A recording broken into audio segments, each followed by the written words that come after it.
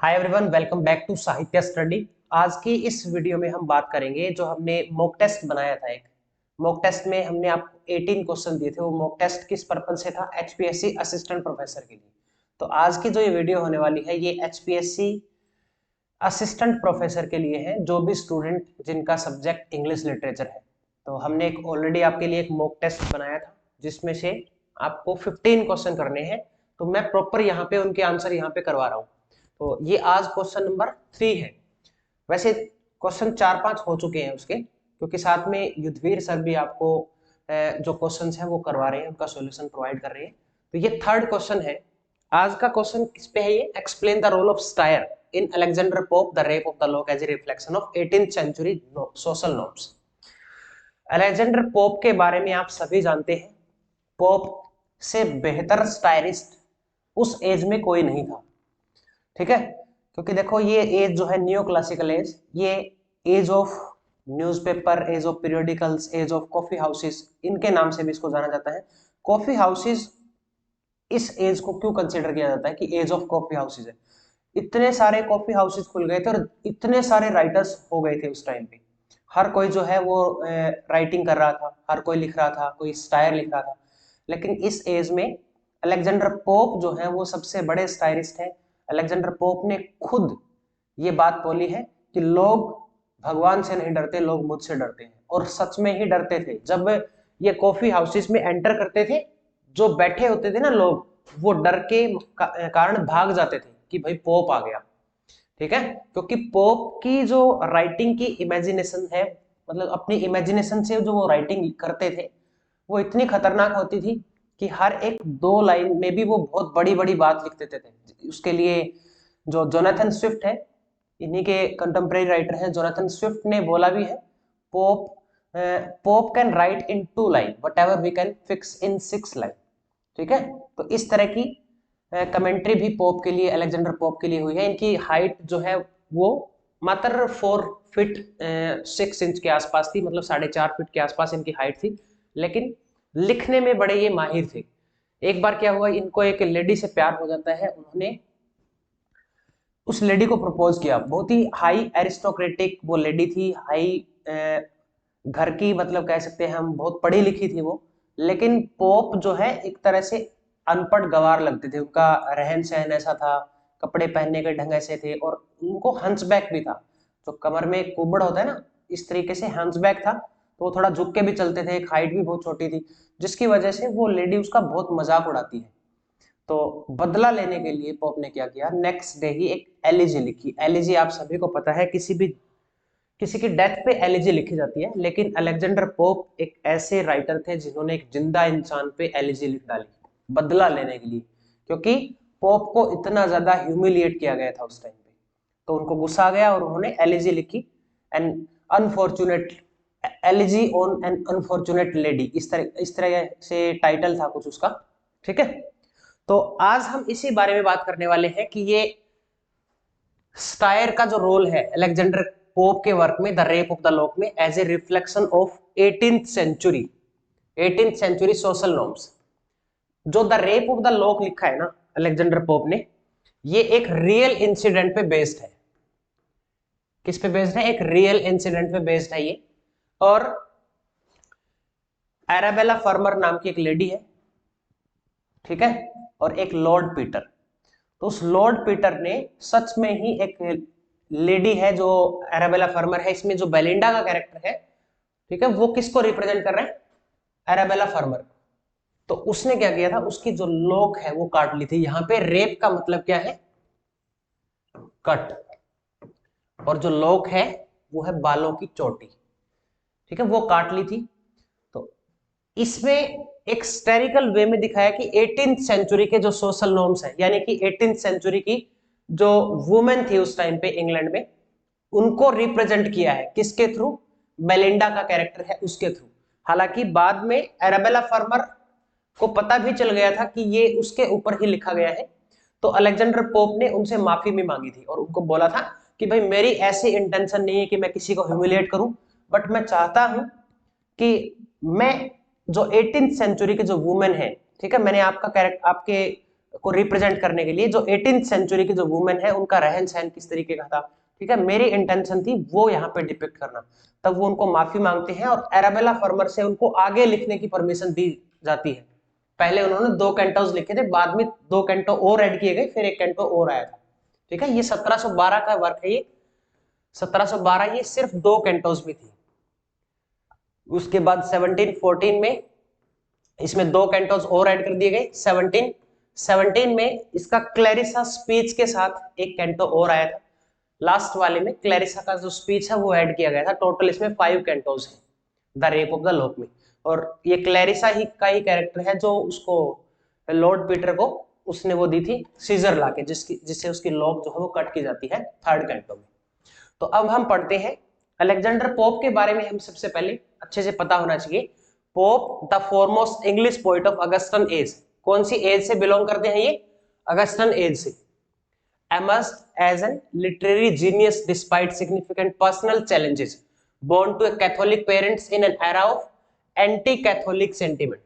Catholic family में पैदा होते हैं, ठीक है, और एरा उस टाइम पे क्या चल रहा था? Anti Catholic. Suffering from ports disease that stunt his growth. ये एक डिजीज से पीड़ित थे, पोर्ट्स नाम की। ये पोर्ट जो है वो किसी उस डॉक्टर ने इस बीमारी के बारे में पता लगाया था, उस डॉक्टर के नाम पे इस बीमारी का नाम रखा गया है पोर्ट्स डिजीज, जिससे क्या होता है जो फिजिकल ग्रोथ है वो रुक जाती है। Pope physical limitation never dampened his razor sharp wit and poetic brilliance. Limitation जो थी ये, इनकी जो फिजिकल लिमिटेशन है उनकी वजह से इनको रोक नहीं पाया। डैम्पेंड का मतलब होता है to make something less strong, कि ऐसा नहीं है कि उनकी जो फिजिकल डिफॉर्मिटी थी उसकी वजह से वो आगे नहीं बढ़ पाए अपनी, उनकी जो रेजर जैसी शार्प विट है और पोएटिक उनका जो ब्रिलियंट माइंड था उसको रोक नहीं पाए। His mastery of the heroic couplet and satirical verse earn him a place among England greatest poet. ये जो हीरोइक कपलेट है ना, ये 2 लाइन का कपलेट है, बहुत ज्यादा मतलब ये यूज, वैसे चौसर ने इसको इंट्रोड्यूस किया था हीरोइक कपलेट को, बट इसको हाइट पे लेके गए थे अलेक्जेंडर पोप। ये 2 लाइन की एक राइमिंग पेयर्ड होता है, ठीक है। इसको वॉशिंगटन एल्स्टन, नहीं वो क्लोज कपलेट है। तो जोनाथन स्विफ्ट ने बोला था कि जो भी हम 6 लाइन में लिखते हैं पोप वो 2 लाइन में लिख सकते हैं। इस तरह से ये हाइट पे लेके गए थे इसको, हीरोइक कपलेट को। And satirical verse earn him a place among England greatest poet. The rape of the lock written at the age of 23 showcase Pope's mature understanding of society and his unmatched ability to wield satire as a literary weapon. The poem originated from the real incident, देखो यहाँ पे आ गया real incident between 2 Catholic families where Lord Peter cut a lock of Arabella farmer's hair। ये 2 Catholic family है, उनके बीच में एक real कोई मतलब बैटल लड़ाई हुई थी, ठीक है, ये रियल इंसिडेंट है। तो उसमें क्या किया, एराबेला फर्मर के जो बाल है उसमें से उसकी लटें जो है वो काट ली गई, causing A social rift. Pope transformed this minor scandal into A masterful critic of aristocratic society. तो यहाँ पे 18th सेंचुरी की जो एरिस्टोक्रेटिक सोसाइटी है उसको डिपिक्ट करने की कोशिश की है अलेक्जेंडर पोप ने। The poem central satire target this disappropriateness disproportionate importance placed on the social etiquette and appearance as Pope ने लिखा है what dire difference from amorous cause spring। amorous क्या होता है? amorous मतलब होता है यहाँ पे क्लोथिंग, कुछ इस तरह के कपड़े जो मेटल से बने होते हैं, जो सोल्जर होते हैं वो अपने आप को प्रोटेक्ट करने के लिए जो पहनते हैं।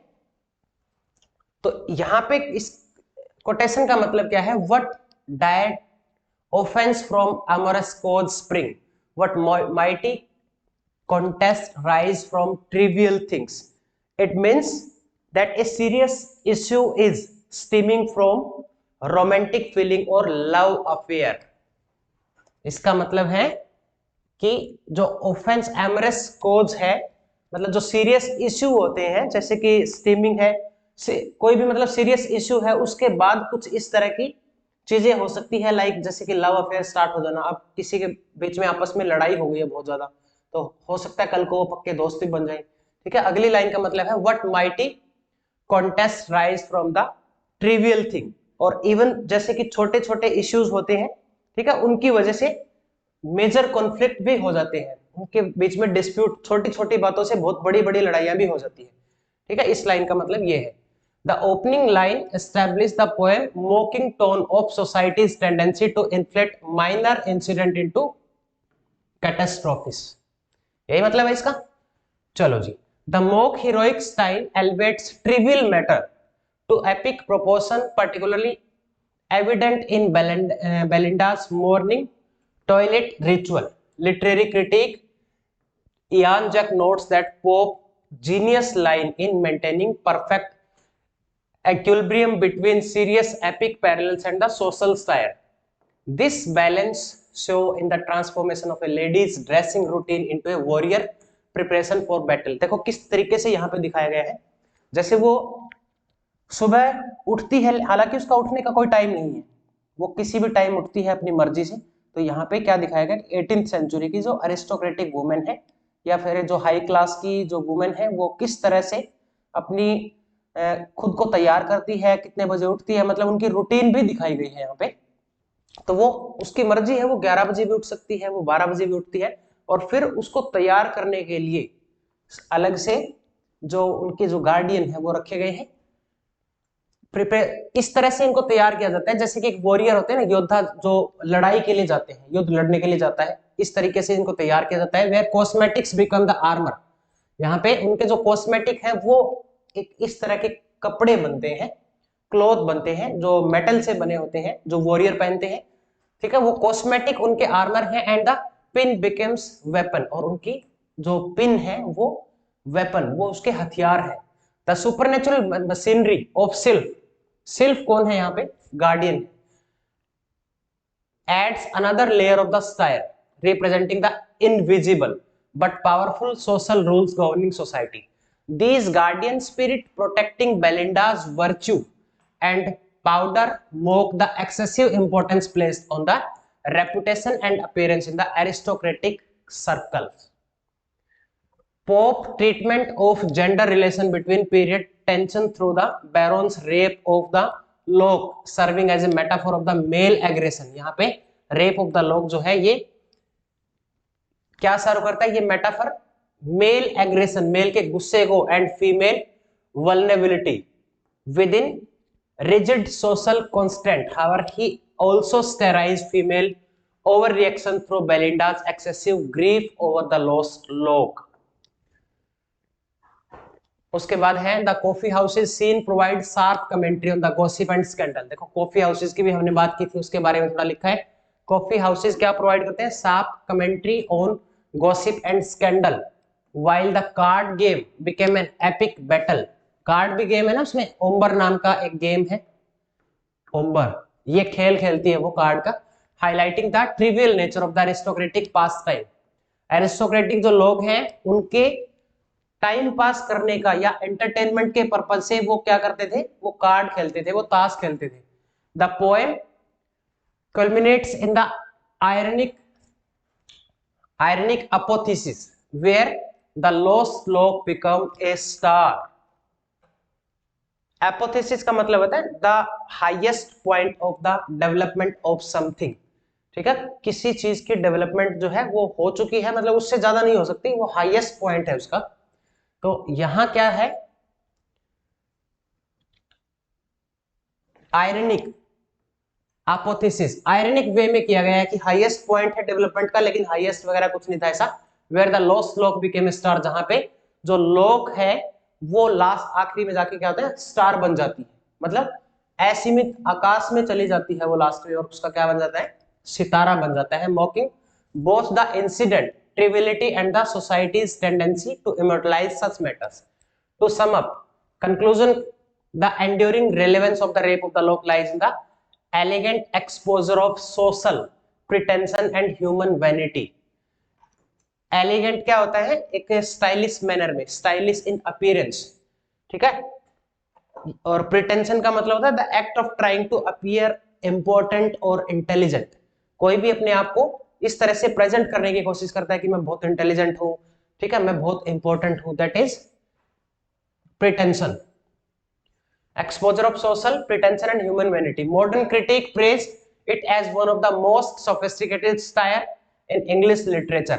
Nothing how Pope managed to criticize society while maintaining a light, playful tone.